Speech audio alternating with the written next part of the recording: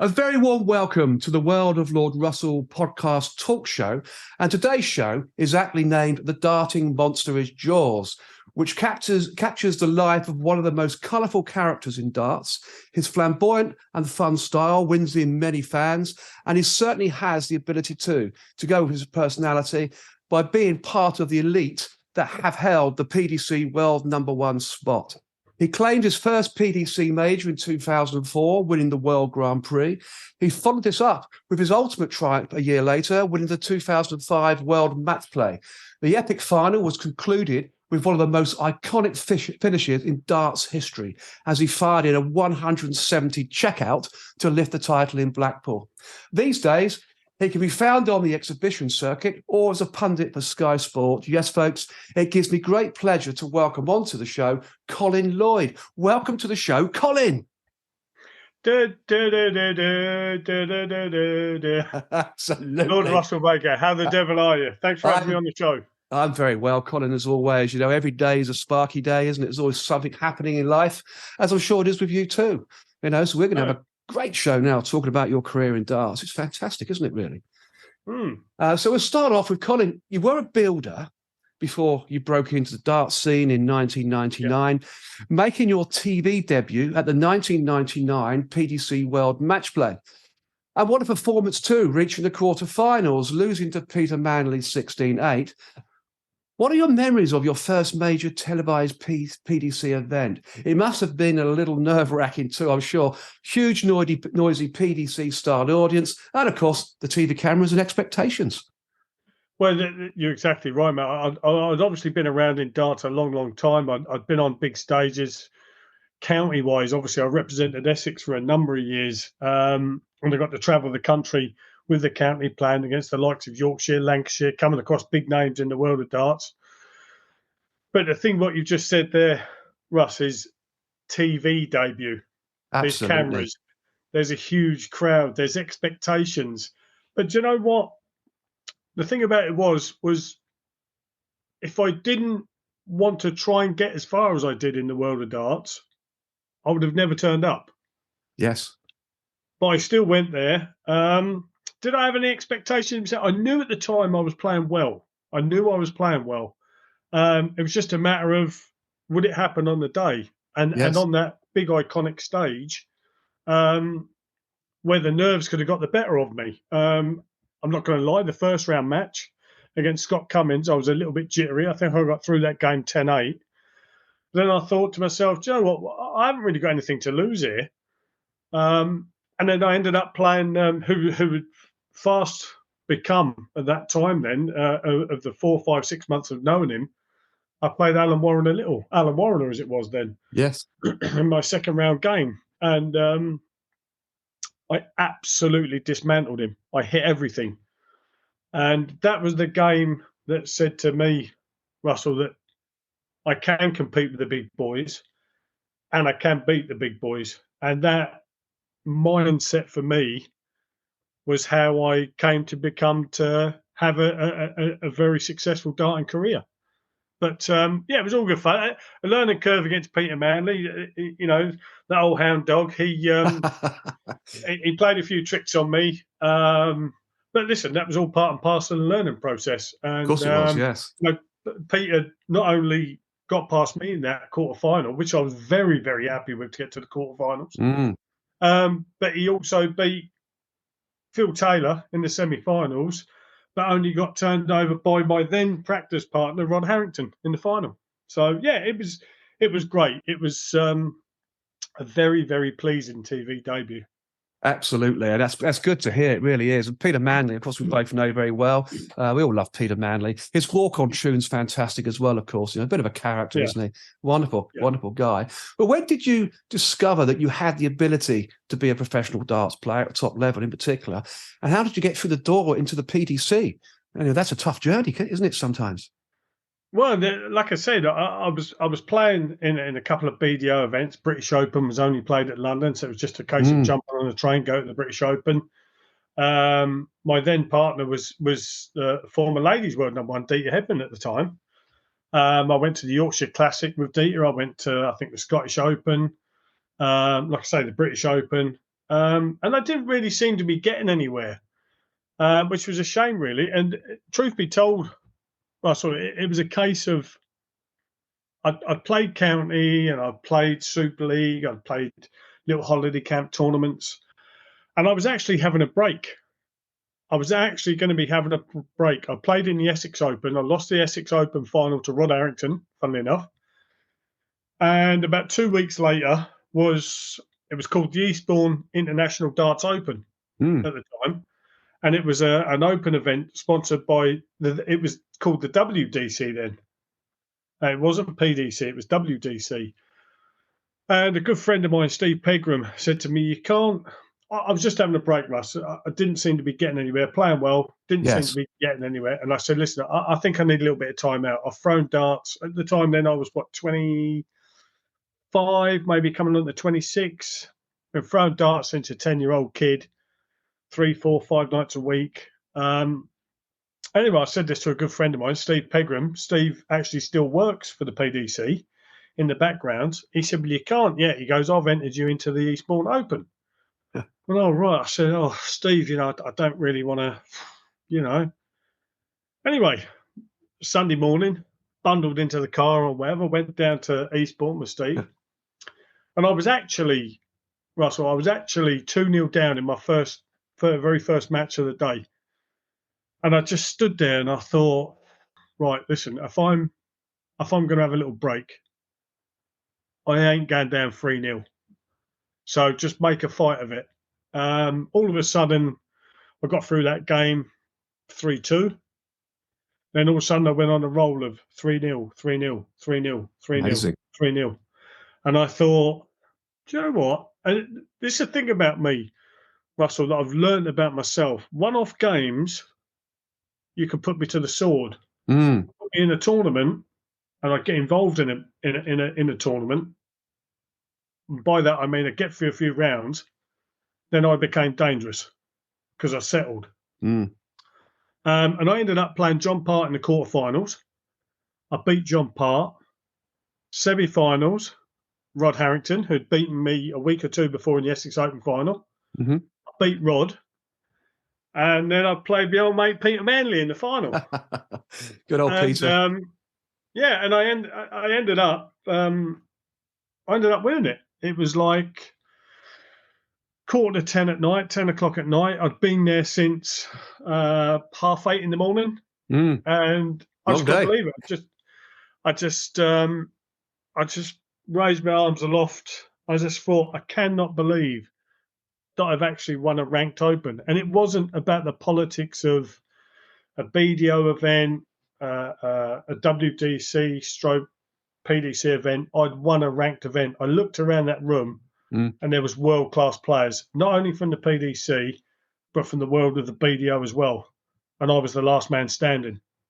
Tremendous. And that gave me the belief in myself that I could compete. And fair play to Rod Harrington, Essex boy like myself, and Wayne Mardle and Kevin Painter and whatever. Rod come up to me and said, "Lloydie, you've played absolutely brilliant." He said, "You played brilliant the other week in the Essex Open. You played brilliant today. What are you going to do with that money?" I said, I hadn't really thought about it, Rod, actually. And at the time, Russell, actually, I wasn't working. I just lost my job and whatever. And so I think I got a couple of grand back in 99. Well, that pays for a lot of things. Good money, isn't it? 1999. And he said, "You need to have a chat with Dieter." He'd known Dieter a long, long time. "Have a chat with Dieter. You're not far off qualifying for that match play that you just spoke about. But you need to go to Canada." Bearing in mind, Russell, I hadn't even been on a plane at this point in my life.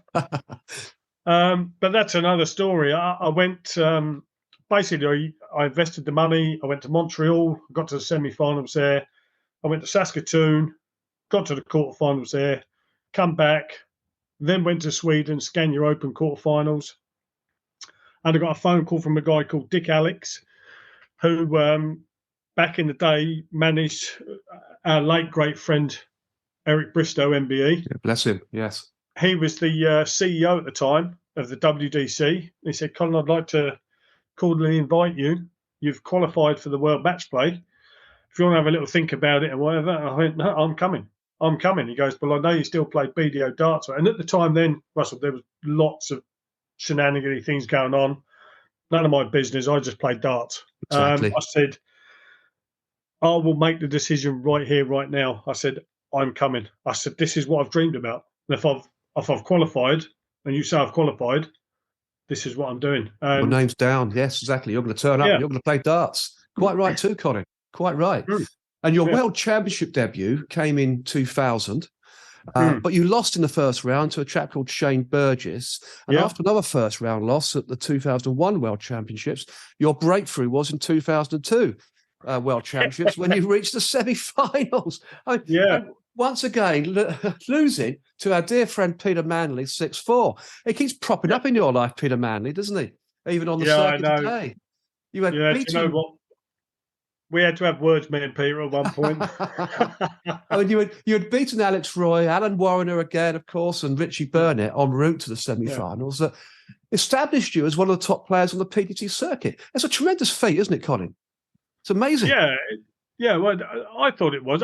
Those first 2 years, Russell, in those World Championships, and it's a known fact, when I played Shane Burgess, anybody who's been to the Circus Tavern, I was right at the back of the hall upstairs in the players area. Yes, been in there. I was laying on everybody's coats and had everybody's coats over me. I picked up some sort of virus, and I just wasn't well at all. Listen, we know that there's alcohol around the darting scene. I struggled to get like a half a lager down me, and I just generally felt unwell. But do you know what? The one thing I can hold my hand up to, my very first 3 darts in a World Championships, my first ever World Championships, my debut was 180. Wonderful. And I hit nothing after that. That was it. Shane beat me 3-0, 3-0, 3-0. But do you know what, Russell? I was one of these people that I think when it comes to the World Championships, I always felt as though I had nothing left in the tank. Because I was someone that supported the tour, I went to everything. And I did. I travelled the world. I travelled the world supporting everything, playing and everything. I done it for a reason. I wanted to earn money. Of course you did. And also to push up the rankings. Yes. But it always come to the Christmas time. I just never had anything left. And I was like a sitting duck most years. But I'll never forget that semi-final. You know, again, Peter done a number on me. But sure, listen, that's the world of top class sport. Of course it is. I was still, even though I was on, I think, my 3rd year on a circuit, even now, Russell, like 20 years down the road, I'm still learning. You're always learning, mate. You're always learning. So, yeah, it was heartbreaking because I thought I was playing well at the time, and I thought I could get to a world final here. And not only it being a world final, mate, it was a case of it was in Essex. I'm a proud Essex boy, and I thought, can I do this? You're on your home turf. The home crowd. Yeah, well, that's it. You know, Rod Harrington had a couple of goes. Proud Essex man. And I thought to myself, maybe I can get to the final. If you're in the final, you've got a chance. I know Taylor in his prime was an absolute animal, but I thought if I'm in the final, if I can nick a set or two, maybe I can settle and start throwing some really good stuff and possibly put him on the back foot. But listen, Peter done me like a kipper, and that was it, mate. That's just the way it goes. And you know, you talked about Mr. Painter there as well, and he did reach a final, didn't he? He played Phil Taylor going back, and he actually run Phil right to the last gasps. I seem to remember as well. Yeah, that was Kevin was actually, I think it was 3 sets to 1 or 4 sets to 1 up, or 4 yeah, sets he was. 2004 World Championships. Yeah, I think it was 2004. Yeah, I think it was. Yeah, so Kevin played absolutely brilliant, and it went to sudden death leg up for the ball. And unfortunately for Kevin, you know, Kevin could have been our first Essex boy world professional darts champion, but unfortunately he fell 1 leg short, basically, 1 double short. That's a shame, isn't it? But that is darts, as you say. That is the game. You're in control of your arrows, aren't you? You're the one there at the oche throwing your arrows at the board, and you know, to be honest, it's down to you at that time. No one else can get in the way of your darts. Pressure, luck. Do Do you know, Russell, the one thing I've always thought about with individual sports persons, it's a case of you have to do it yourself. You do. You can have coaches, you can have people encourage you in your ear and whatever. Boxers, for example, they've got their trainers, man. You got to do this, and you think to yourself, I'm the one that's got to do it. It's still down to me. I've got to do it. And yeah, that can sometimes be, when it hasn't gone right, it can be a lonely, dark place.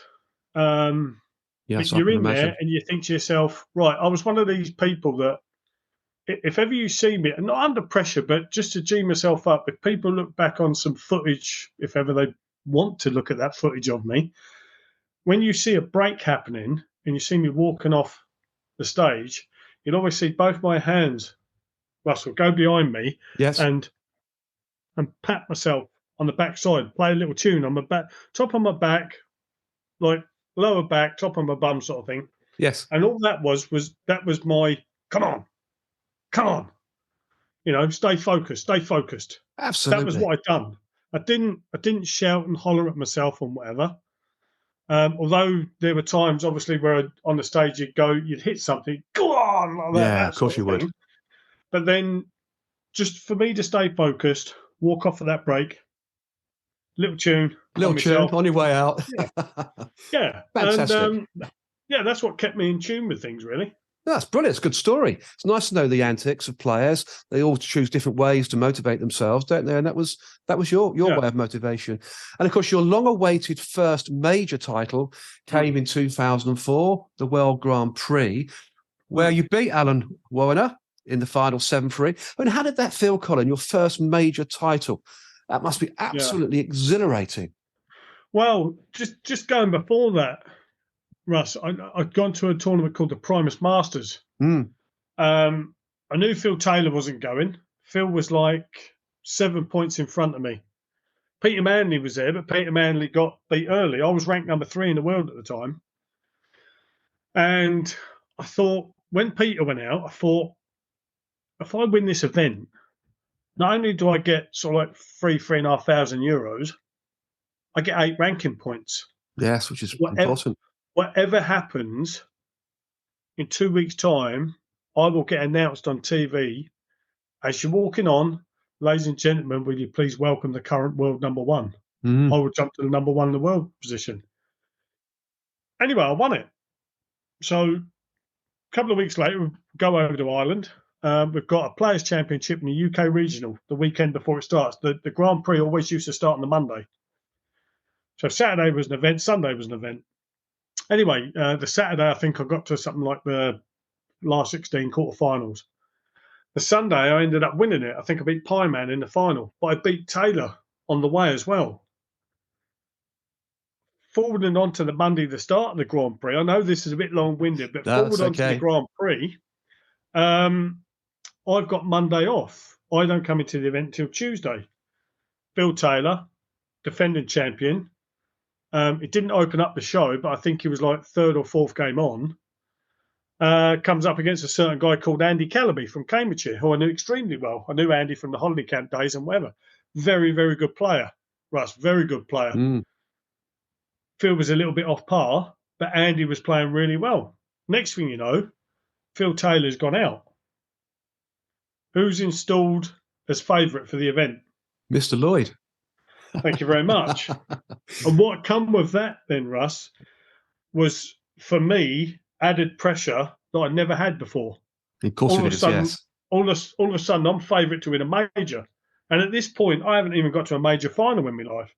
And I'm sitting there in my room. How can I be favourite? How can I be favourite for this event when I've never even played a major final? Anyway, I get through. I played exceptionally well against Ronnie Baxter in the semi-final. Thrown some really good stuff. And then I'm in the final. And funnily enough, I was sharing a room at the time with a mutual friend of ours, a certain Mr. Keith Deller. So I'm sharing a room with Keith.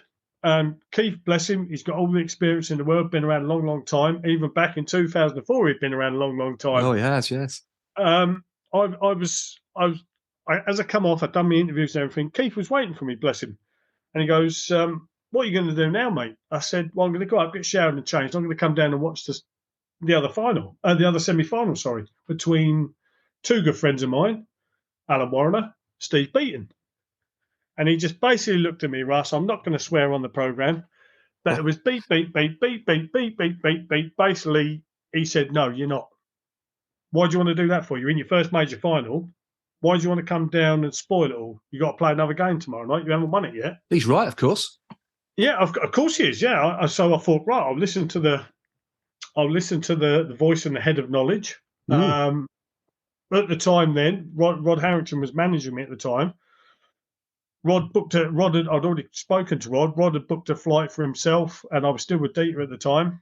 For those two, they were flying in first thing in the morning. But we're just going to leave you alone. You've got to do what you've got to do to prep and prepare. And Alan got past Steve Beaton. And no disrespect to Alan, in 04, I think I had his number then. And I don't mean that disrespectfully, because Alan was world class, absolutely world class. You know, he'd already been a Grand Prix champion. He'd been a UK Matchplay champion. He'd played in umpteen events, runner-ups in Worlds, runner-ups in Matchplays and whatever.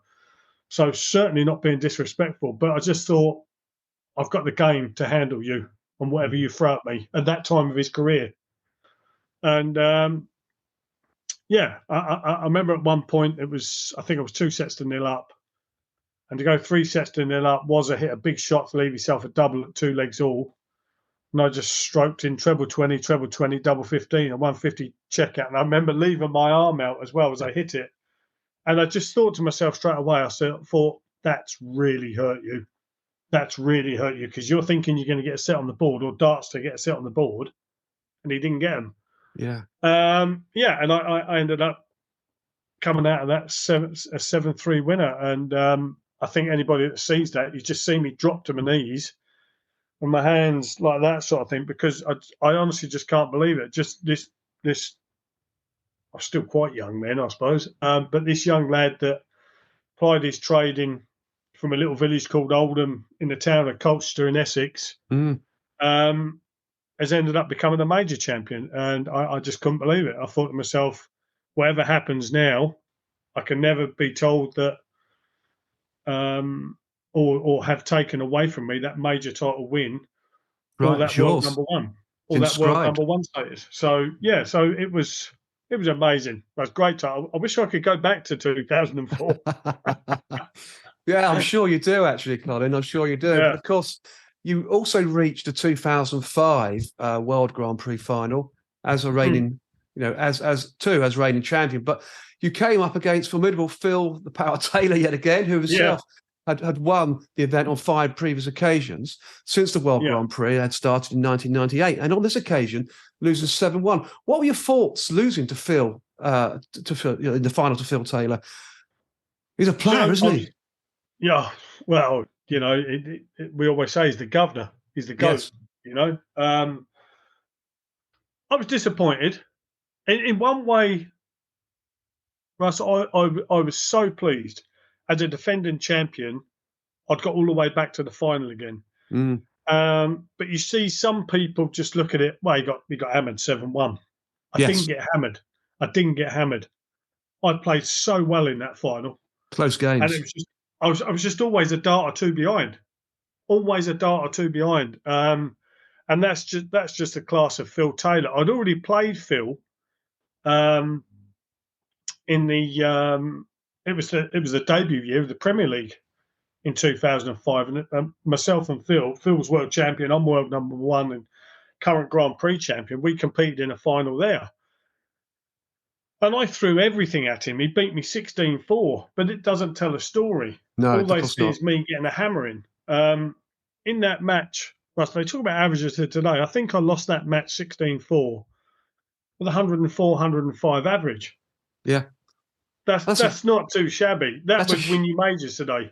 That's huge averages. Yeah, and it was unheard of then. But that was the class of Taylor. So definitely. It's not that I feared him. I never beat him on TV. The best I'd done with him was a draw. which was in the Premier League. But everybody said, "Oh, you just always bottle it against him." No, I don't bottle it against him. And do you know what? Chatting with Phil years later, Phil said to me, he goes, "I always had to try and prove a point with you." He said, "With John Part, Dennis Priestley." And I said, "What do you mean by that?" He goes, "You were that class of players that I knew I had to be on my game." He said, and I was just relentless. I had to just keep punishing and punishing and punishing. And do you know what? For Phil to put me in a breath of Huge John accolade, isn't Part, it? Dennis Priestley, and all those people, I take that as a compliment, Oh, Russ, absolutely. you know. But you know, that 7-1 drubbing, he'd already stuck it all over me in the Premier League final, and I did actually come off. I was devastated. You know, I come Yes. off. I thought, what have I got to do to beat the man on TV? I was beating him in opens. Yes. I thought, what can I do to beat him on TV? But listen, That's I that didn't extra. get to do it. It's an extra step up, isn't it? You know, extra bit of pressure. You know, I'm Yeah, sure Phil has stepped his game up on TV as yeah, well on the global yeah. circuit. This I just happens, think doesn't it? sometimes, yeah, I just think sometimes did I try too hard? I don't know, but you know, I was very fortunate to compete against, travel with not only Phil but some fantastic people, Players, fantastic yeah, and players. people. Absolutely. So, And yeah, I think Phil Taylor went on to win a further 5 more Grand Prix titles after that. Total of 11 in all. I mean, it's incredible, isn't yeah, it? So a yeah, huge step up required by all the players at the time, which of course yeah, improved the game of darts enormously. A great time to be around as the prize money was starting to gain pace too, wasn't it, Colin? mm, Every yeah, year, you know. I think when you won the 2004 World Grand Prix, the winner's check was £20,000, which is a lot of money. But yeah. by 2009, the winner received £100,000. So a huge prize increase in Russ, just 5 years. please don't. I had to say that, Colin. I had to just rub that bit Oh, in, you know, because yeah, that's a huge, huge increase in 5 years. yeah. I mean, do you know what, mate? But it's the progress in everything, isn't it? I mean, we can go back, Russ. We could talk football. Yes. We could talk football, talk about players of yesteryear that were absolute gods, absolute brilliant. They were on like £3,000 a week, and you went, "What? £3,000 a week? You can buy a house for that." Yes. Players of today, if they're not on $250,000 a week, Yes. they're There's not a something very good wrong. player. Do you know It's what true, I isn't mean? it? Yeah, it's true, isn't it? It's So absolutely. I just look at it, and I look at it now. I'm still involved in the game of darts. I still love the game of darts. It'll be in me till my final breath. Of course it will. And listen, if they can earn hundreds and hundreds of thousands of pounds a year, Russ, good luck to Good them. luck to Good them. luck. Yeah, Yeah, you can't. I've You got can't. animosity towards it. The likes of Barry Hearn coming in, Yes. it done darts a massive favour. Barry with his outreach, Oh, he without doubt. big names, big sponsors, everything, and you know the game. I still think the game's getting bigger and bigger and bigger. I think But it you is. know, as long as everyone stays professional and stays focused and stays true to their game, there's no reason why you can't own a 6-7 bedroom house with a swimming pool and whatever in it, because Absolutely. that's how much money there is in the game now. In fact, Barry Hearn did message me a couple of days ago. He might be coming on the show later this I, year. So that'd be I'll tell fantastic, wouldn't it? I'll tell you what, mate, that would be an absolute coup for you, It would be. because the man has just got so much knowledge Oh, it's incredible. about not only darts, Snooker boxing, snooker, life in general. and his beloved And Orient Football Club as well. yeah, you know, I've enjoyed many, many moments sitting there with Barry. I could listen to him for ages. A Well, lot of people, he's not a lot of people's cup of tea. no, But you know what? He, not him personally. I had to do it myself, but because he came in and brought in sponsors, that gave me the opportunity then, of Russell, course it did. to give up my job and pursue the dream of becoming a professional darts player. Absolutely. Well, I hope Barry comes on. We're certainly talking about it. So later this year, Yeah. we could do a Christmas special. I have mentioned that to Barry, so let's see what happens. I mean, Yeah. let's say this again. Your success, I mean, you've mentioned it already really in part, but your success in non-televised PDC Pro Tour events did see your world ranking continue to rise. And by April 2005, I think it's April 2005, you had reached the elusive, the heady heights of world #1, which you've previously just said, a position you held from April 2005 to January 2007, albeit a brief interruption in March to May 2006. So almost 2 years as the #1 in the world. I mean, it's incredible, isn't it? With the likes of Phil, the Power Taylor on the darts circuit, this is no mean feat, Colin, is it really? So aside from the 2005 World Matchplay Championships, which we'll talk about shortly, what other memories as world #1 in that 2-year period are unforgettable moments in the world of Colin Lloyd? There must be many. There's so many, Russell. So many. I was fortunate that I got to travel the world doing what I loved. I found something. I'll reverse that. I was very fortunate to find what I was good at. Yes. Bobby George has always said this to me. He goes, "Everybody's good at something, mate." He says, "Just a matter if you find what you're good at." I was fortunate very early on. I found something I was good at, and I managed to earn a living from it, and I'm still earning a living from it today. But listen, at moments from my career, 3 times Antwerp Open champion. No one had ever done that before. Phil had won it twice. American Steve Brown had won it twice on the trot, but never the third. I'd done it the third. I won it still stand? 03, 04. Does that still stand? Yeah, as far as I'm aware, yeah. West Tyrone Open 2 is on the trot. And this doesn't mean a lot to people, Russ. I won Pro Tour. They're called Pro Tour events now, but they were Players' Championships and whatever. I'm still up there. I think I won 15 of those. Yes. I'm still right up there ranking with that. And before you had the likes of Gary Anderson, Peter Wright, and all the other players of today that are absolutely fantastic dart players. At one point, Russell, I was obviously behind Phil Taylor. I was the second most prolific winner at one time behind Phil Taylor. I'd won something like 30, 34 ranked titles worldwide. Two of them that's no mean feat, is it? It's incredible. Yeah. I mean, Michael Van Gerwen's actually massively surpassed that in just Euro Pro Tour events. But that just goes to show how good he is as well. But at the time, you've got to remember as well, Russell, back then, we didn't have the same volume of events of what they have today. Indeed. They're away nearly every weekend. I didn't have the opportunity to do that. And by the time I did it was starting to get like that, my game had already started to go on the wane. But listen, I've got lots of fabulous memories. I was fortunate to travel the world. I met a lot of I met my heroes as well. I not only met my heroes of the game of darts, or heroes for everyone on the game of darts. I got to compete against them. I got to have dinner with them. I got to have a drink with them, a social drink. Yes, of course. And that means a lot, and they are people that made the game back in the late 70s, 80s. Of course. And like I said,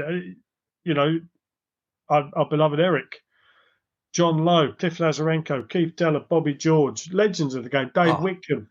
I got to meet those people. And then when I came onto the circuit, when I actually got onto the circuit as well, I thought, oh, gosh, John Lowe over there, Eric Bristow. Yeah. I knew Rod Harrington from the Essex days, Alan Warren, Dennis Priestley, John, but the list goes on and on and on, mate. It goes on and on and on. And to this day, we're still all great friends. We go to events, working, obviously. Myself, Wayne Mardle, who's a very good close friend of mine. Essex boys again, obviously. John Park, Mark Webster. And it's great. And then sometimes we'll see Chris Mason there, Paul Nicholson. They might be doing something for TalkSport Radio or whatever. And it's just, we sometimes stand there and you're sort of watching it and you go like that and we sort of look at each other. I said, who's going to say it? I'll say it. I said, did we really do that? Yes. In our time, when you're watching other players. Because I stand there, Russell, now and I look at the big stage. I think to myself, did I really get up there and used to do that? And you did. Hopefully entertain the crowd, Yes, indeed. But listen, mate, as and when I'm not part of it anymore, I've still got their memories. They don't go away, do they? They don't go away. And of course, I've been fortunate as well over the years because I've got to meet and work with all these legends too, including yourself. Yeah, Some great yeah. events, which we'll come on to a bit later on. So, yeah, they are wonderful people, absolutely, genuinely beautiful, wonderful people, aren't they? Great guys. Yeah. And of course, as mentioned earlier, soon after becoming world #1, you added the 2005 World Matchplay title in Blackpool to your growing trophy cabinet, glistening cabinet, I'm sure, which seemingly is everyone's favourite venue and competition outside of the World Championships at the Ali Pali.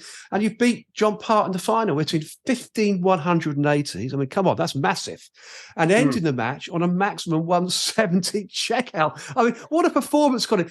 What a match. I mean, please elaborate more on this incredible win. And of course, that 170 checkout, that's just huge. Yeah, it was, again, poor old Ronnie Baxter. I beat Ronnie Baxter in the semis. My two majors, I beat Ronnie both times in the semis.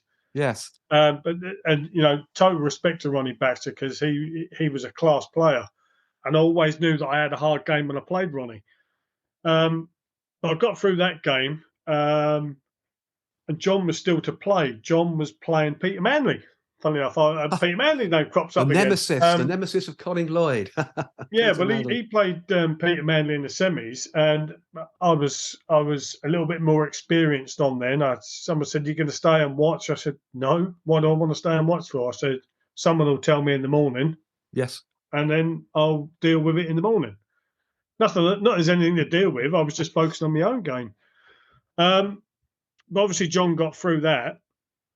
And a little thing, Russell, was me and John were having a bit of banter in the back room. We were literally on the board. There was a few boards spread apart. I was just on this board here. John was on the board right next to me. Anyway, we're having a little conversation and whatever. A bit of banter. He's trying to get in my head. And I just looked at him, kept laughing. I said, "John, you're not going to get in my head. What's the matter with you?" Yeah. I said, "You know you're not going to get." "Well, you can't. You can't blame a man for trying." Classic tactics, isn't it? There you go. Yeah. And anyway, he goes. The last little bit he tried to tell me, and I've told this story umpteen times. He said, "I'll never recognise you as a world #1 or a world beater unless you beat me in this final." I went, "All right." Okay. And he went, "What? No, I've got to say it this way." Went, "No, what? No smart ass answer?" I went, "No." I said, "All the best, John." I put my hand out, shook his hand, and then we stopped talking about an hour before we knew we were going on. And that wasn't being disrespectful to each other. That was a respectful thing. I'll let John focus on what's going to happen. John's going to let me focus on what's going to happen. Anyway, I just went up. Well, so I went up. John's won the ball. He kicks off with a 180. So where you were saying about me doing the maximum finish, I also kicked off that final. There's never been another major where the winner has kicked off the major final with a maximum and finished it with a maximum. John kicks in 180. I walk straight in behind him, 180. Wonderful. Take the first leg. Anyway, I thought to myself, we call leg matches, Russell, in the world of darts, we just call them races. It's a racer. It's not set play. Racers, set play. I thought, right. And I knew before I went out, I thought, I'm going to take this as set play. There's always a break after 5 legs, a TV break.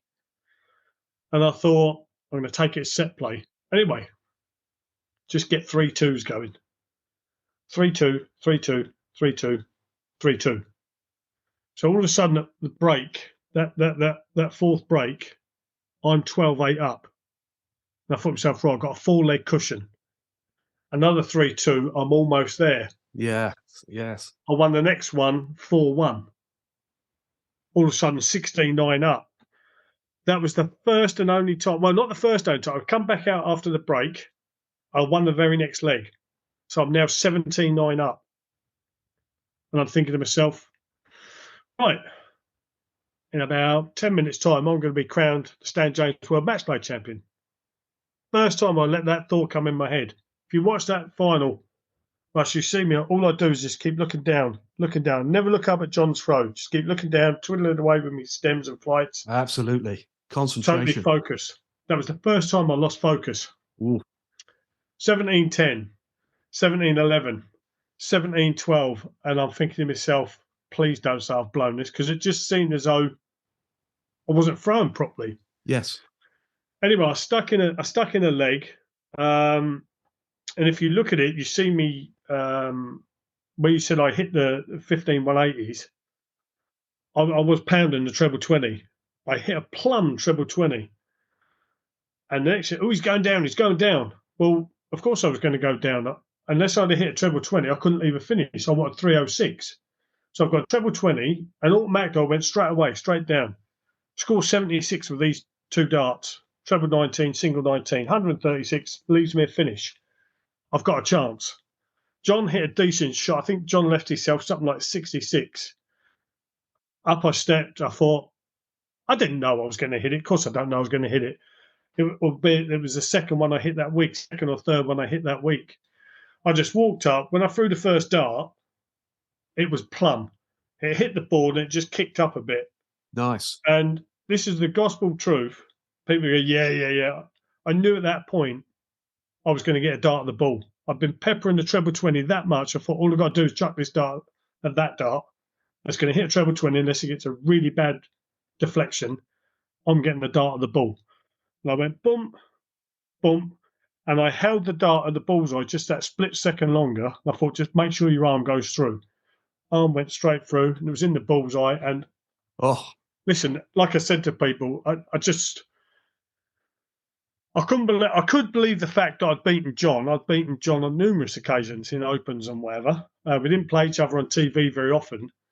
But I thought, I don't believe it. I'm match play champion. And I thought, whatever happens now, people can't say I fluked a major. No. Because you don't fluke two. You don't. And so I just turned around, and anybody who's seen it, big old John, big old bear, and I just flung my arms around him and gave him a big old hug and said, listen, mate, great final. Thanks very much. And John, the gentleman that he is, so gracious in defeat, big smile. He must have been gutted. He would have been gutted. He would have been. Excuse me. But he had the biggest smile on his face. He put both his hands on the side of my head and said, well done. And as we were standing, funny enough, waiting for the trophy presentation and whatever, I said to John, I said, do you respect me now? He goes, always have, Colin. Always have. So, the perfect answer. It was just a mental games thing upstairs. But I mean, it was obviously a long, long time ago now, Russell. We'll be looking in another couple of years. We're looking, it was 20 years ago. I know. It doesn't seem possible, does it? It really doesn't. It doesn't. No. I mean, the only good thing about it is I've lost a bit of weight since then, but I haven't lost my boyish good looks. But no, great times. Great. And Joe, the really nice thing about it was, Russell, about it all really, of course it was great to win it and whatever, but I had all my family there. My parents were there, my brothers and sisters were there, and it was just, and they were up for the whole week anyway. So if I'd have lost first round, they'd have still stayed up there all week. No added pressure then, having family there. You had plenty of pressure anyway. The world cameras on you. It goes back to, Russ, that if I worried about anything else apart from myself, of course, I perhaps shouldn't have been doing the job that I was doing. I should have tried my arm at something else. Yeah, you enjoyed it. I couldn't worry about them. I said hello to them and everything when they all first got there and whatever. I said, right, listen, I've got to go. Yeah, go on, you go and do what you got to do. So so I just totally focused. It's selfishness. Well, you have to be selfish. It's a lonely sport. It's you against someone else. It's a lonely game, and you have to have that degree of selfishness to succeed. You do. Yeah, without a doubt. You also reached the final of the 2005 Premier League as well, which was the first season of the Premier League darts tournament, I believe, organised by the Professional Darts Corporation, of course. But you lost 16-4 in the final to Phil the Power Taylor. Another defeat to Phil. I have to bring this one up. But what an experience. And, what are your memories of the 2005 Premier League, which included, I hasten to add, your nemesis, Peter Manley, John Part, Roland Shelton, Wayne Mardle, your good friend, of course, Phil Taylor, and a wildcard entrant in Mark Dudbridge. I mean, what are your memories? Yeah, what are your memories for that final, that tournament? Well, when it all got announced, Russ, we just thought, what's this all about? What's going to go on? Anyway, we got told, we had a meeting and whatever, and said, right, listen, this is what we're doing. I thought, right, well, every Thursday night we're going to go around to these venues. Hopefully we're going to get between 1,500 and 2,000 people coming. What, really? Really? What, every Thursday? Not on a Thursday, a weekend surely, but not on a Thursday. Everybody's got work in the morning. And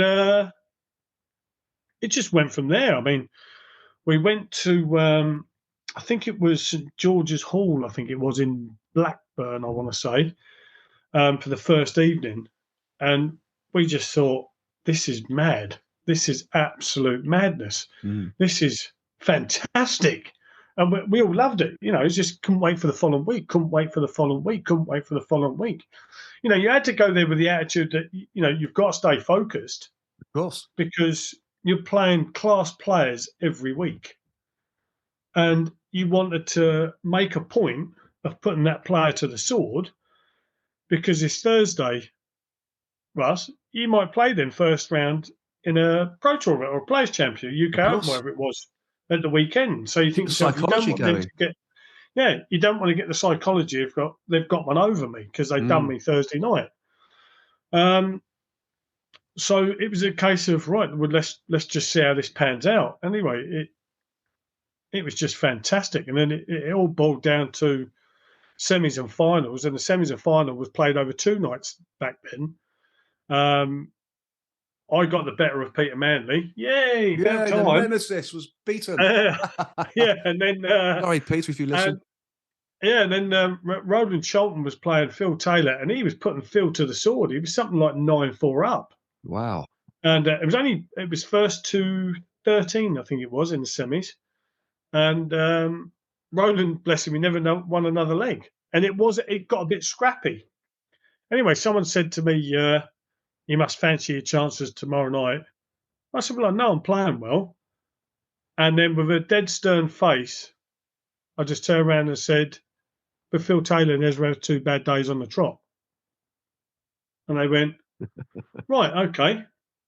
Following night, Russ, myself and Phil played. I actually played better. I had a 97 average, 98 average against Peter. Well, that's in the semis, yes. which was classy back then. It's good, yes.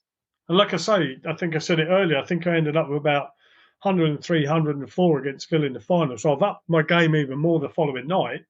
And that ordinarily would win the tournament, wouldn't it? That ordinarily would win.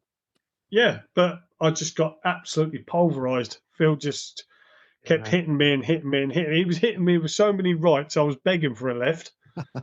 Honestly, but listen, what a great experience, and it built from there. You know, now that's over. Right, can't wait for the following February now, because hopefully I'm still part of it. And I think the last of it, Russell, the biggest crowd I ever played in front of was I played Sheffield Arena in 2007. Yes. That as it transpired, that was my final year in the Premier League. I played my very good friend Dennis Priestley. Unfortunately, it was at Sheffield Arena. I'm the Essex boy. He's the Yorkshireman. 9,600 people cheering for him. 9,600 people booing me. But you've got to support your hometown. That's an experience, isn't it? Though that is, you know, mate, it was brilliant. I was gutted, but Dennis beat me. I think it was 7-5 or 8-6, whatever it was. I think it was 8-6 because I could have got a draw. But you know what? I loved it. I thought I want to play in front of crowds like this again. But unfortunately, I never got back to a big crowd like that again, because obviously I didn't compete in the Premier League after that. Yeah, which is a shame, isn't it? And your good form at the time, Colin, made you second favourite in the 2006 World Championships, only behind Phil Taylor, I think, in terms of odds, really. And after reaching the 2002 World Championship semi-final, you must have felt an air of confidence going into the 2006 tournament, having been there before, and this time as second favourite on form and hoping for a great tournament. So what happened, Colin? The wheels fell off. Yes, exactly. Now, unfortunately, you were knocked out in the first round by a qualifier, Gary Welding, I believe his Gary name. Welding, yeah. Having led 2-0 for the best of 5 match, it must have been very disappointing.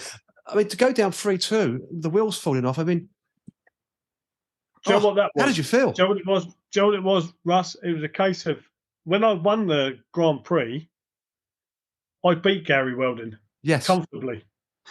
And I think it was a little bit of a... Don't be wrong, Gary Welding is a very dangerous player, a very capable player. Yeah. But he was someone that you'd see every once in a while. And I think perhaps I disrespected him a little bit. I knew I was playing some good stuff, and I think I just disrespected him a little bit. And as soon as I went 2 sets to it up, I was crushing him. I thought, my moment dry now. And there's that And I just learning curve, relaxed. isn't it? Yeah, of Going, course it is. I just relaxed too much. And he'd come back and went, pop, pop, pop, pop, pop, pop, pop, pop, pop. Thank yeah, you very good much. night, Next thing Colin. you know, I'm getting in the car going home. Shocking. But you did there was a little reprieve in 2006 as well when you won the 2006 Irish Masters by beating Dennis Priestley in the final 6 Prix. A little bit of a return there.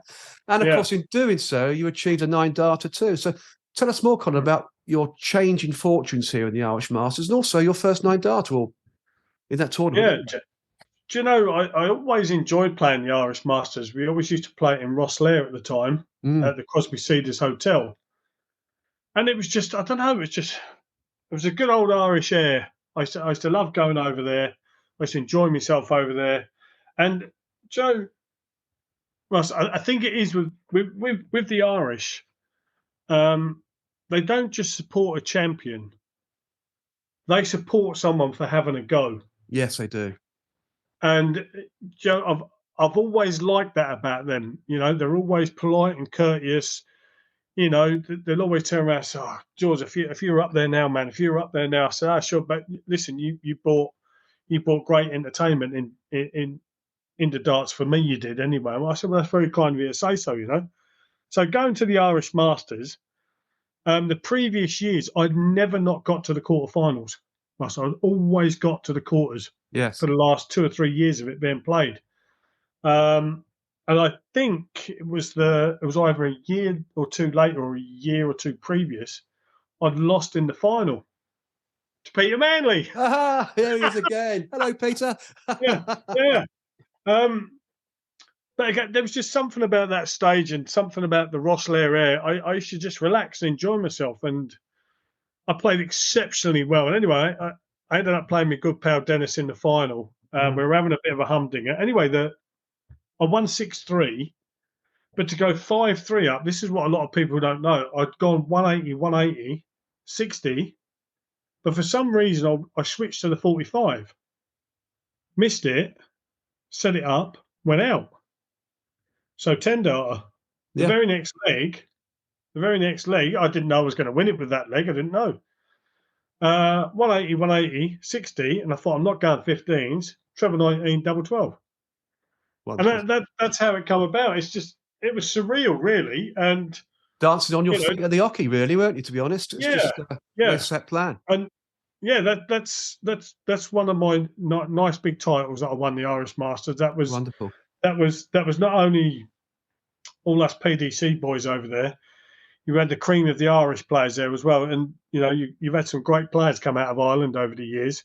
Yeah, and so that was nice. That was nice to pick up that trophy and be crowned Irish Masters. And like you say, that was my first ever 9-darter. I'd done everything in darts for me at that point. All right, I hadn't crowned it off with a world title, but I'd won a subsidiary one, being the World Grand Prix and the World Matchplay. Yes, I'd won other tournaments everywhere else. I'd hit 170 finishes and whatever. And I thought, would I ever get the opportunity for a perfect game? And not only did I get the opportunity once and take it, I'd done it another 3 times after that. So you're wonderful. That's good, isn't it? Fantastic. Yeah. So you've achieved really most things in darts. But of course, in 2007, life on the darts circuit was starting to get a little difficult, to say the least. And you lost your world #1 ranking after a second round loss to eventual world champion Raymond van Barneveld at the 2007 PDC World Championships.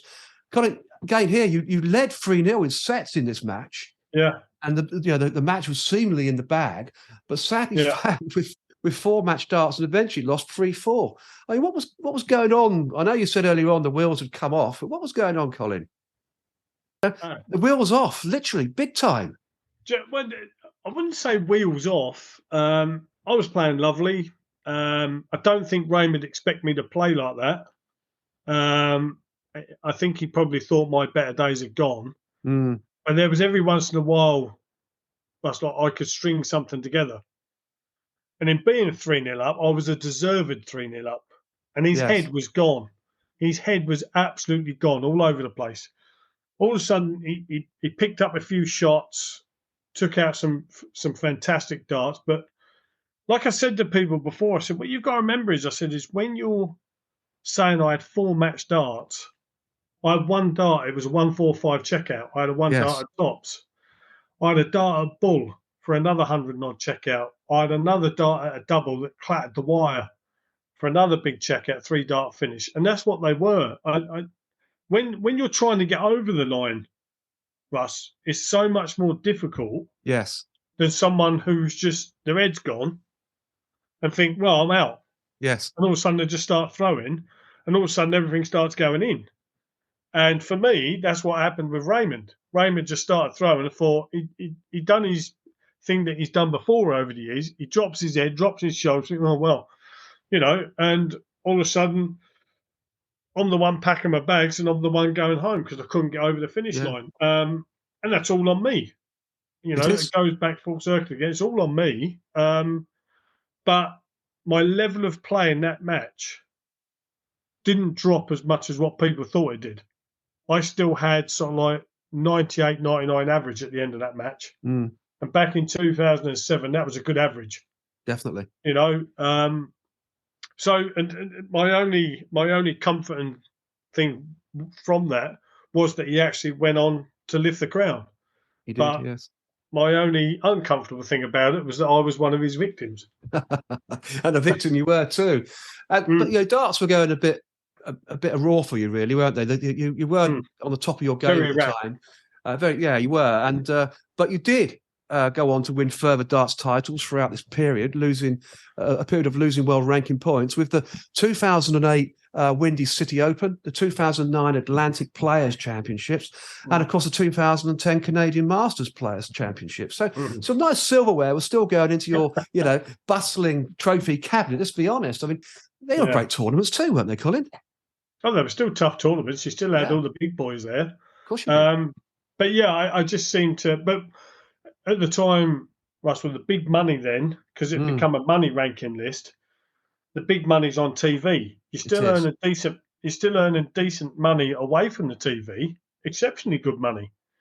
But the big money for rankings was on TV, and definitely my wheels had fell off a little bit on TV events. But I know you're probably going to say this, so I won't say too much. Just after 2007, I did have a little bit of a comeback in TV form. I put some results together in Players' Championships, European Tour, the US Open. And so I put some stuff together. But I'm sorry, Matt, I don't know if I've stolen your thunder there. I'll let you carry on with that. You carry on, Colin. No, absolutely no thunder stolen whatsoever. It's your podcast. You carry on. No, I think it was I got to the semi-finals of the European. Well, I think I've done quarters, semi-finals of the Europeans. I think I've done 3 quarters or 4 quarters on the trot in the Players' Championships. They're majors. And then we had the US Open in Connecticut. And unfortunately, again, I walked into my old nemesis, not Peter Manley, no. Phil Taylor. Phil Taylor once more. But yeah, I mean, and I was so pleased with that. I ended up getting defeated, obviously, in those events, Russell. But I was so pleased that I'd found some TV form again. Yes. Because, I thought that people were starting to ask me, you're doing it on the floor, Lloyd, but you're not doing it on TV. Why are you not doing it on the TV anymore? Yeah. And I thought, well, do you know what? If I had that in my hand as to why I'm not doing it anymore, you correct it. I could look at it and correct it. But, it wasn't that some people said it, you've got spiteful people in the world. You lost your bowl, you lost your edge, you lost your bowl, you finished. And whatever. Loads of people like that around, sadly. Yes. Yeah, but I thought to myself, do you know what? Even if I have, I don't seem to remember seeing you at any of the events I've won. And it was hurtful. Of course. But sure, listen, I'm a big boy. I can brush it off. I used to dish out a little bit of Mickey taking. Of course. So if people want to have a little pop back, I'm thick-skinned enough to take it back. But yeah, that sort of time between 07 moving forward into 08, up until about, 2012, like you said, I was still winning lots of ranked opens, not lots and lots, but I was still winning ranked opens, and I had a little bit of a resurgence on TV form. But then, obviously, not too far away from that. I think the end was nice, sort of thing. But Yeah. I'd had 16, 17, 18 years, whatever it was, competing against the best players in the world. Yes, absolutely. And after all the 33 Pro Tour events of 2012 have been played, you were 16th, I think, on the order of merit, which meant you qualified for the Players' Championship finals, where you were beaten by Peter Wright 5-6 in the first round. Again, after being 5-3 up, and pretty much you should have won that game. Just couldn't get over the line. We talked about it a few times, haven't we? Today. Yeah. It definitely was a struggle for you, wasn't it? Really, but you weren't playing bad darts, were you? No, Joe Rutten. The thing about it is, like, I remember we used to be like the Four Amigos on tour. Was myself, my good old pal Dennis Ovens, the Heat, Roland Sholton, still great pals with Roland, still talk to him. And I was just in Holland the other week, fun enough, doing exhibitions and where another great pal of mine, Steve Beaton, who you also know very well. Oh, of course, yeah. Good Steve. Great and sadly, there was only me and Steve left on the circuit. And, I was sitting down, and I'd lost 6-5, lost 6-5, lost 6-5, lost 6-5. And Steve said, "You're right, mate. You're right." He goes, "It's only 6-5. It's only 6-5." I said, "But Steve, it's every week now." And then I just turned around and said to Steve, I was 5-2 up. Yes. I was 5-3 up. I was 5-2 up. And I just couldn't seem to put a game to bed anymore, Russell, And I sort of started thinking then, I thought, is this it? Yeah. Is this it? And it's sort of like, I think as soon as I said it to myself, that final little bit of thread that was there, yes, I think it snapped. Yes, you're probably right. Because then it was a case of, I felt as though I'd lost that killer touch and that finishing touch of my game. And I already knew sort of then, Russ, that, and I've said this so many times, that blazing fire in my stomach become a flickering match. And then I started analysing myself too much. And I never used to do. I used to just turn up. You can overanalyze sometimes, can't you? And that could be a disruptive measure. Yeah, and it just got to a point. I think the way I worded it, I've had some nice little chats with Glenn Durant. And I said, the thing that got to me, Glenn, he said, I just can't put my finger on it, Colin. He says, just, so frustrated. I said, do you know what I thought to myself? He said, what was that? I said, something I used to find so easy has now become so difficult. Yeah. And I can't figure out why, and nor can I be bothered to try and find out why, because I think it's gone. It's gone. And it ain't coming back. And it happens. As soon as I realised that, Russ, it did break me. I was upset. Don't get me wrong. I did get a little bit choked up because I thought it wasn't a case of, I'm not going to be on the telly anymore. I'm not going to be this. I'm not going to be that. That had nothing to do with it. It was a case of, you think it's going to be there forever. Yes, of course. And then the realisation has kicked in that it's not. And that happens. Of course, younger players are coming through all the time as well, and obviously they're better as they're going through. The nurseries of darts are great these days. So players, become great players quickly. And of course, you failed to qualify for the 2015 World Championship, as you were 35th, I think, in the order of merit before the event, outside the top 32, of course, who automatically earn their places. And you were not successful by any other method of qualification. It marked the first World Championship since 1999 for you not to feature, which is quite incredible. And you vowed to retire if this poor form continued into 2015, saying, and I'm not going to quote you here because this is a quote, which is brilliant. Yeah. I'm not going to say I'm finished yet because I think I'm far from finished, but this is the worst year I've ever had. It's been an abysmal year. If I get 6 months into next year and feel I'm not competing at this level I want to, then what will be the time to take a step back? So, Colin, did you retire at that time? Because performance-wise, things were going wrong, and you finally hang up your arrows in pursuit of other ventures. Did you drop out really at that time? I think because I was still on the tour. Yes.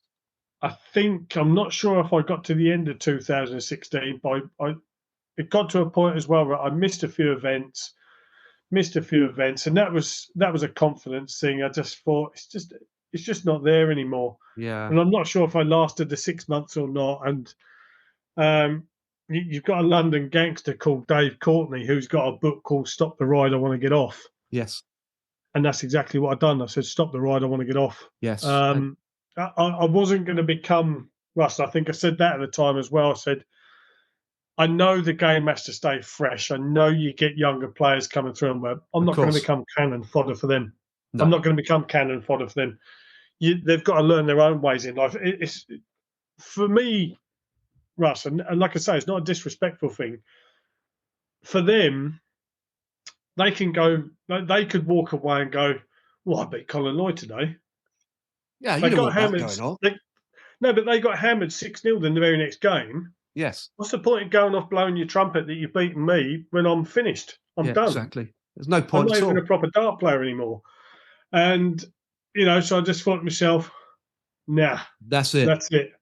And I'm then, done. So, and then in 2017, I did mm, invite you to the Norwich Charity Darts Masters at Norwich City Football Club. I had to get this one in, Colin. I seriously did. yeah, And yeah, what a great evening of darts and fundraising it was too. And you did lift the trophy on the night, so a nice large golden trophy. I think it's fair to say you enjoyed that night, and winning the trophy was a nice yeah, bonus too, wasn't it, Colin? It was a lovely little trophy. I've got yeah. it here Joe, still. what? Put it upstairs. Joe, what? It was absolutely fantastic. It was a very well run, great exhibition stroke tournament for charity and whatever that you've done that night. And Yes. it was great fun. I always remember because I had some friends come down early on in the evening, and I said, "They're here now, Russ." I said, "Yeah, get them in before That's it. everybody else." Yes. And they came upstairs, and it's the first time that a couple, Dave and Nicola, friends of mine, that's the first time they'd actually seen me throw darts live Wow. in front of a big crowd. And I'll never forget it because you know what I'm like. I have a little bit of fun. I was standing on chairs, on my knees, and all that sort of thing.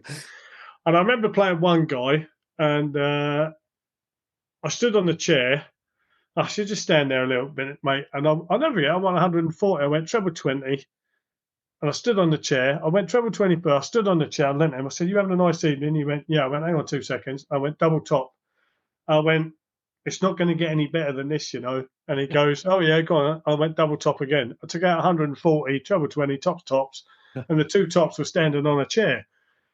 But like you said, I played Bob Anderson that night, and I think You it was did. Darryl Fitton in the final. And I just played so well, so well. But full circle now, Russell, full Yes. circle. I can still throw great darts because there's no pressure on me. I'm not a pressure Exactly. player anymore. I can Exactly. still do exhibitions. I can still have fun. The one thing about it as well, it's not just because I'm an Essex boy. I'm trappy. I can talk, but I do it I like to think I do it in a nice way. I have fun. You I have do. a crack. I have a laugh. You do. And I, I'm one of the biggest people now that if someone hits a shot against me or takes something out, I'm like, yes, get in there. Give it large. Yes. Whereas years ago, I thought you jammy, beat, and beat, and I'd sulk a little bit. Whereas now, I've got nothing to prove Of course you in haven't. darts anymore. I like the fact, Russ, I can not breeze in. I have to do my background work and my homework and all that sort of thing. I do some commentary now for the Professional Darts Corporation. I do some spotting and some comms work for Yes. Sky TV. And you know, the nice thing about it is when I go in there now, you've got the players of today. They're still so respectful towards me. I have the crack and the laugh of them as well, but they're so respectful. And so they should be too. Yeah, well, you don't have to be. You earn respect, and I like to think that I over think you my earned years as a yours. professional darts player, that I earned my respect from people. I You were didn't get world number handed one, anything. Colin, and that's respect. Oh yeah, You know? but I earned that respect. I have the crack and the laugh of everyone, but I think they like about it as well, Russell, is that if I'm having a crack and a laugh, and all of a sudden I'll cut it dead. I'll go, "Anyway, you need to be practicing." I said, "Good to see you. Hopefully I'll see you a little later on. We maybe have a glass Absolutely. of lemonade or two." And I walk away. You know, I know when the right time is. Of course. Listen, you're here to do a job, not waffle to Colin Lloyd. Exactly So right. always good to see you fellas. And off I walk and I go and do my other job now, which Yes. still keeps me in the world of darts. Exactly, as co-commentator and analyst for Sky Sports, and absolutely. Yeah.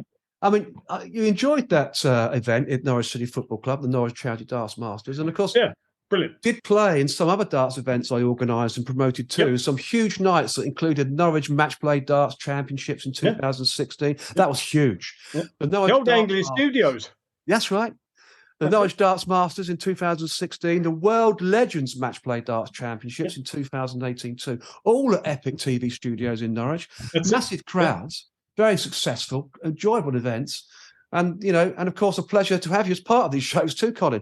And if I could organise more again, you're on my first list to come and join in. Very kind of you to say so. Thank you. Very, very difficult organising these events. I know these days it's not the same anymore with the economies of the world. It's difficult to sell tickets these days. It really is. But that's life, isn't it? And of course, with your co-commentary and analyst work for Sky Sports. That's a role that, the late Eric Bristow, our good friend, MBE, who sadly passed away in April 2018, did as well, So you're following the footsteps of our good friend, bless him, the late Eric Bristow, MBE. That's nice to do, isn't it? Yeah, I mean, there's a lot of people, not so much the generation of today, Russell, but certainly my generation, and the people that are my sort of age. Yes. Eric was the one that got you into darts. It was Eric and Bobby. Bobby with his glam and glitz and all the glitter and everything. And Eric, because he was the original Phil Taylor. He was the man that was hammering everyone. And then everybody else had their other favourite, which was John Lowe, because old stone face. And he was slick looking and all smooth and calm looking. And then you had the roar of Jockey Wilson. And that's what made darts great. And that's what really pulled me to the game. There was nothing better than laying in front of the TV like that, watching the telly. And Big Cliff Lazarenko as well. Big Cliff, icons, absolute icons of the game. Yeah, although Eric Bristow and Big Cliff and they were all good mates, weren't they? Really, they were good friends, all of them, all those four. Really, they went off together and did all their stuff. Eric with his Guinness, bless him. Yeah. What a gentleman he was. He did love a Guinness. I was very fortunate to have a nice few Guinnesses with Eric, especially when we were in Ireland. We'd find a little quiet corner, have a couple of quiet Guinnesses and put the worlds to rights. Absolutely. And do you have any other plans for the future, Colin, at all, be it inside the world of darts or other new ventures too that you might be looking to take over or get involved with? Do you know what, mate? I'm just happy enough, mate, doing what I do now. I like to come in. I like to see the new name on everyone's lips, who everyone's talking about, and then as soon as I get to see him live, I think to myself, right, what's all the talk about? Yes, and sort of like just stand there, just minding my own business, just standing there. He's pretty tasty, or oh yeah, she's pretty tasty. No, she's going to upset the women's game and whatever. She can throw a spanner in the works. I enjoy doing what I'm doing. I love doing my bits and bobs for the PDC. We've done a thing this year at the match play called Watch Along on a YouTube channel where we just sat there on a nice comfy couch, enjoying ourselves, just having a chat, just generally chatting about the game, not commentating on it, just generally chatting about what's happening in the match and whatever, and my experiences of it all and all that sort of thing. That's great, and I love doing my work for Sky, and so. That's brilliant. Everything's easy at the minute, mate. No complications. Just keep things nice and smooth, and no bumps in the road. Hopefully, enjoying life as it delivers to you what you deservedly should have too, Colin. As a great dart player, fantastic. Yeah. But I've looked at the clock as I always do. Okay. I'll tell you what. Where does an hour go? Are we over an hour? Where does it go? Listen, mate. I just want to say this as well before we go. It's been a very, very enjoyable hour. And I'd like to thank you, Lord Russell, for inviting me onto your podcast. It's been an absolute pleasure for me to go down memory lane again to talk about not only myself, but a few things with other players. And I thank you very much for inviting me on the show. Absolutely. And I thank you too, Colin, for coming onto the show and talking about your professional life in darts, which is quite an incredible story. It really is. And being part, of course, of the elite club of holding the PDC World No.1 spot. It has been a huge pleasure as always. And as always, the pleasure is all mine. And of course, the show's audience when the podcast is released on the World of Lord Russell podcast talk show a bit later on today, hopefully. we'll get it out, edit it, and get it out for everyone to enjoy. So thank you, Colin. Ladies and gentlemen, I'll give you Colin Lloyd, the former world #1 for darts, an absolutely incredible man, a good friend, I hasten to add to, and it's lovely having you on the show, Colin. It truly is. It's been a fantastic Thanks hour very plus. Thank Stay you. on. We'll have a little chat afterwards. The next Yeah. episode on the World of Lord Russell podcast talk show is My Eyes Have Seen the Glory, where my special guest will be Paul Miller, the former professional football player with Tottenham Hotspur's Football Club, where we talk about Paul's life in football at the highest level, and in particular, Paul Miller's part in that famous 1980 Spurs team, and of course, the 1981 FA Cup final replay victory against Manchester City, with that Ricardo Villiers slalom run, the match-winning finish at Wembley Stadium that has woven its way into English football folklore. Amazing. Looking forward to that show. I truly am. And of course, I'm looking forward to seeing you all on the inside. So until then, it's au revoir from him and au revoir from me.